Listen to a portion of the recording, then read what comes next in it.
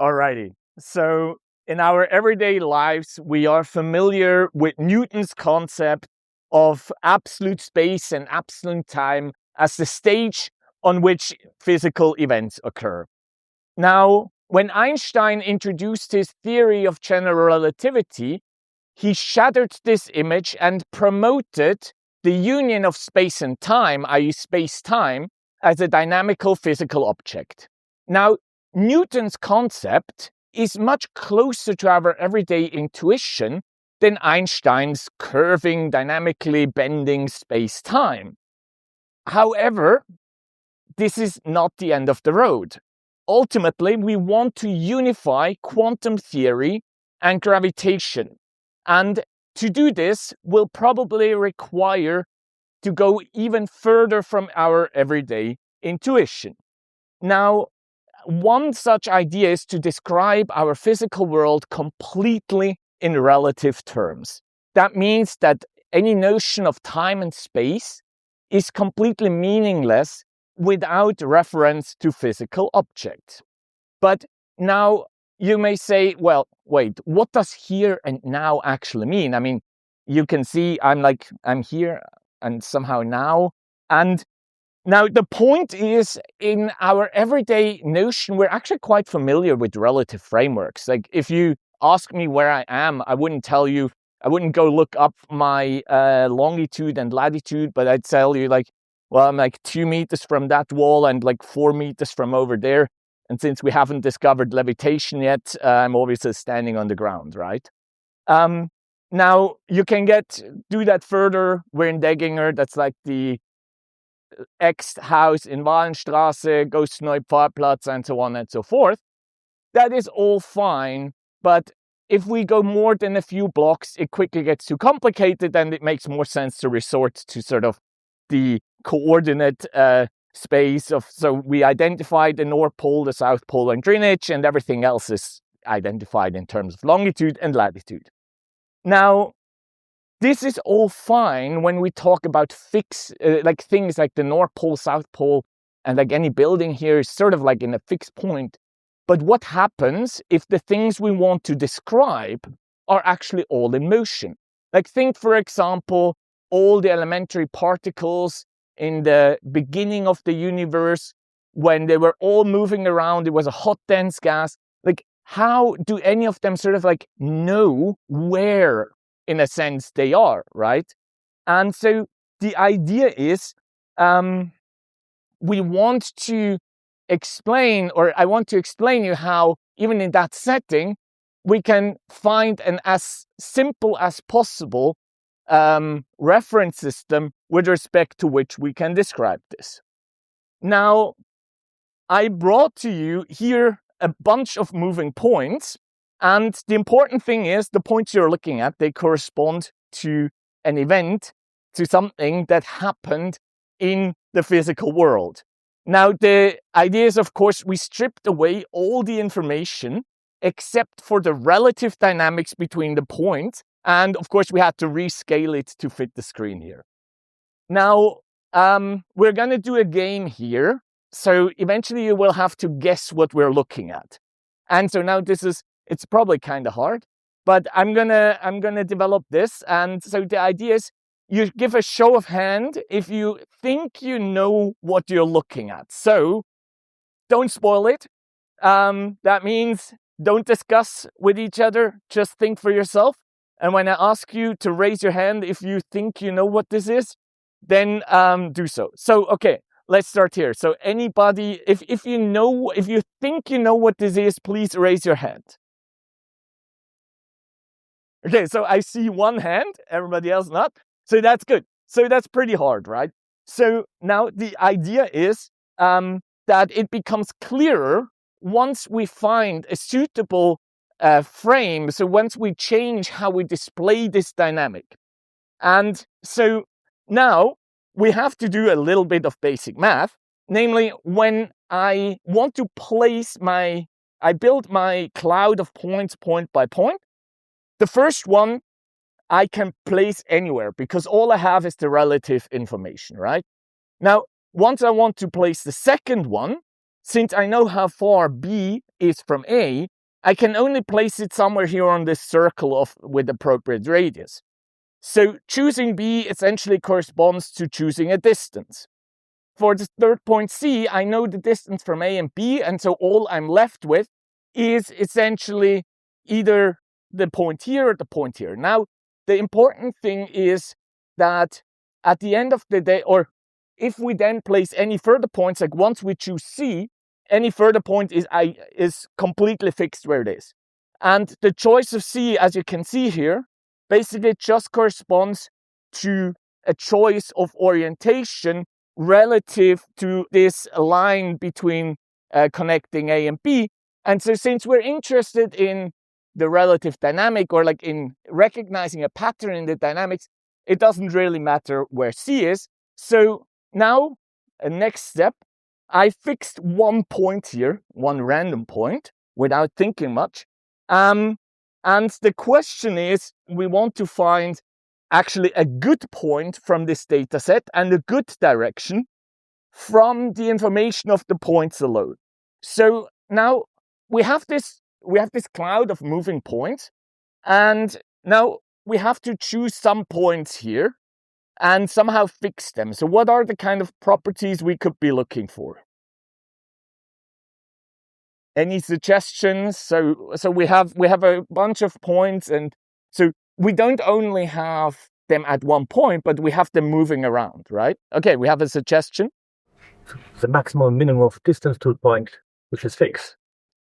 So the maximum and minimum with respect to a point that is fixed, but we don't have a fixed point. We only know how the points. Yeah, I mean, I picked an arbitrary one, right? This could be any point. So it's a good suggestion, though. Do we have other suggestions? Speed of movement. Speed of movement. That is going in the right direction. Unfortunately, I cannot dynamically sort of implement all sort of different choices. Oh, we have one more suggestion. Coherence. What do you mean by that? How consistent that is? I think that is actually going in the right direction, at least in the direction what I actually implemented. Whether that's the right direction, we might see. What we're doing here in technical terms is we're choosing a subset of these points as a reference system, right? So we pick a number of points, and we then study the motion of all the others with respect to these. And the thing that makes for a good reference system is if it has as little internal dynamics as possible. So I reckon that kind of fits your idea, what you describe with the coherence. So we want to find the 2 points that are for which the relative change in distance over time is as small as possible. So basically, the further apart the points are, and the less they move, the better the points. So we look for these 2 points, and then we fix the middle point of these, and we put these 2 points on the horizontal line. So that is essentially what we have done here. So you see the green point is like very slowly moving back and forth here, and the orange one is moving there. And now the others, and that is sort of like the middle point between them is fixed. Huh? So now the question is, does any of you have an idea what you're looking at now? Show your hands. Okay, we have 1, we have 2 ideas. Okay. Now for the others, I have a next hint. So we added some internal coloring to distinguish the points. So this is some internal information, so you know that somehow all the orange points belong together and all the green points belong together. So who thinks they know what it is now? So raise your hands. Okay, it's a few more. It's still not all that many. Now I have one last hint. And so what we drew here is essentially a heat map of the position of all the points through the entire data set. And the black points are essentially the average positions of our preferred points. So this is now how the overall motion looks like. So we see it's not quite all over the place. There's some structure to it. So who thinks now you know what we're actually looking at? Okay, there are some more. Okay, so now I want to hear your suggestions. So what do you think it is? I might be very wrong, but to me it looks like a game of soccer. A game of soccer, that's a possible guess. Now, I don't think it's quite that. Well, I was also thinking of a pitch, a number of players, then probably hockey or basketball. It's actually a real game of hockey. So what you saw here was the positions of the players from a hockey game between the women's ice hockey team of Davos and Ambri-Piotta. And now, next guess, what do you think which points we actually put as our reference system here? Gamekeepers. Yeah, the goalkeepers, obviously. So they are very far apart and they barely move. But now the point is, obviously they are not a perfect reference system because sometimes they might still move out to the corners to go get the puck, or when there's like a penalty announced, they run off to the bench.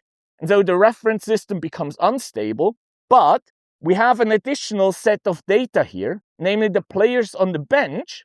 So if we now take their data into account, we have here the additional data of the players on the bench. We take the center of gravity here, and we choose the middle point. Once we do that, the reference system is essentially indistinguishable from the absolute coordinates of the arena itself. Of course, this is still not quite perfect because if you've ever watched hockey, the players change between the bench and the field all the time. So if we would have all the data of the spectators as well, then, if you have like 10,000 people watching, 1 or 2 going to the bathroom, doesn't really matter. So the takeaway here is essentially the bigger your reference system, the better. And so the more you get this absolute notion of space and time. So now you may ask, what does any of this have to do with physics? The point here is that at the University of Regensburg, in the group of Professor Felix Finster, we study a new approach to unify quantum theory and gravitation. And this is described entirely in terms of the correlation information between the fundamental quantum degrees of freedom. Now, what I bring you here, you see basically the correlation data of quantum systems in flat space-time. Now, if we add a little perturbation to this, we see that the perturbation travels across this web of correlations like waves travel across the surface of the ocean. So basically, having all this correlation data here around that is essentially not affected by this perturbation allows us to extract a meaningful notion sort of the direction and the speed in which these perturbations travel. Sort of in jargon speak, what we can say is that all our lives and all events happening across the universe are mere ripples on the surface of the Dirac sea. Talking about the universe, we actually are in a very lucky situation. Staying with the analogy of the hockey game, we're provided with sort of the perfect spectator. Now, in the very early days of the universe was filled by hot, dense gas that was so dense and so hot that not even light could escape it. Now, as the universe expanded, it cooled down, and eventually, when it got to 3,000 degrees, light decoupled, and afterwards it could travel freely through the universe. And now, to this day, we can actually detect this radiation as the cosmic microwave background. So as the universe expands further to today's epoch, we're down to about 2.7 Kelvin. And however, now I told you, right, we need many different spectators to make for a good reference system. Now, at the time when light decoupled, that was quite short after the Big Bang. So particles or things did not have much time to interact. So it's only things sort of like within about the region here of the red circle were even able to interact. So we can think of any such subregion here as its own spectator. And now what is amazing is that actually the CMB is extremely homogeneous. So what you're looking at here, in fact, is not the CMB itself, because that would just be the same color all over, but these are the little temperature fluctuations. So where it's red, the CMB is a little warmer. Where it's blue, the CMB is a little colder. And now the amazing thing is these fluctuations are only 1 in 100,000th relative to the average temperature of 2.7 Kelvin. And so this uniformity of the cosmic microwave background actually allows us to extract a reference frame for the universe. So as I said, the average temperature, it cools down as the universe expands. So this allows us to establish a time, how long after the Big Bang we live, which is about 13.8 billion years. And the structures here of the fluctuations, they give us a sort of a speed meter. Namely, we can sort of detect how fast we are moving with respect to this cosmic background. And that turns out to be somewhere around the tune of 370 kilometers per second. So we're actually moving pretty fast all the time. But this is mostly due to the motion of the sun around the galaxy and our motion around the sun. So like how much you go with your car doesn't really matter, huh? In the cosmic scale of things. Now, to finish my talk, credit where credit is due. So all the hockey-related animations were done by David Klemm. He did his bachelor thesis with me at TU Chemnitz. The hockey data is from a game between the women's ice hockey teams of Davos and Ambri Piotta, and was generously provided by HC Davos. Now, the last two animations of the Web of Correlations were done by Patrick Fischer, who is a PhD student in the group of Felix Finster here in Regensburg. And the picture of the CMB is from the Planck collaboration. Thank you.